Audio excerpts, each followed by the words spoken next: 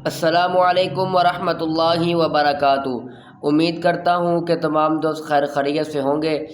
یہ آج ہمارے چینل کی پہلی ویڈیو ہے تو جس میں آپ کو حضور علیہ الصلاۃ والسلام کی سیرت مبارکہ اور حضور علیہ الصلاۃ والسلام کی حدیث مبارکہ کے متعلق میں آپ کو بتاؤں گا۔ تو آج کی پہلی حدیث یہ ہے کہ حضرت عثمان بن عفان رضی اللہ تعالیٰ عنہ سے مروی ہے کہ حضور امام الانبیاء صلی اللہ تعالیٰ علیہ وآلہ وسلم نے ارشاد فرمایا، خیرکم من تعلم القرآن وعلمہ، تم میں سے بہترین شخص وہ ہے کہ جس نے قرآن پاک سیکھا اور سکھایا۔ اس حدیث کو امام بخاری روایت کرتے ہیں۔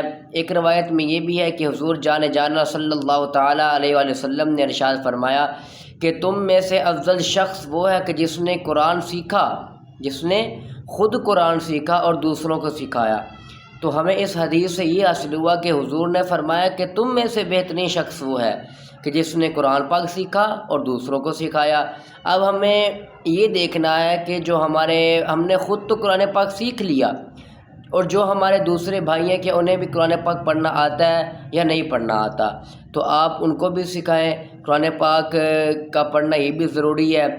تو یہ وہ لاریب کتاب ہے، یہ اللہ کا کلام، جس کو اللہ تبارک و تعالیٰ نے اپنے پیارے نبی، آخری نبی حضور جانا صلی اللہ تعالیٰ علیہ وآلہ وسلم پاک پر نازل کیا، اور ہمیں سے پڑھنا بھی چاہیے اور دوسروں کو بھی سکھانا چاہیے۔ تو امید ہے کہ آپ اس ویڈیو سے، اس حدیث مبارکہ سے آپ سیکھیں گے اور دوسروں کو بھی شیئر کریں گے۔ تو ملتے ہیں کل کی ویڈیو پہ۔ اللہ حافظ۔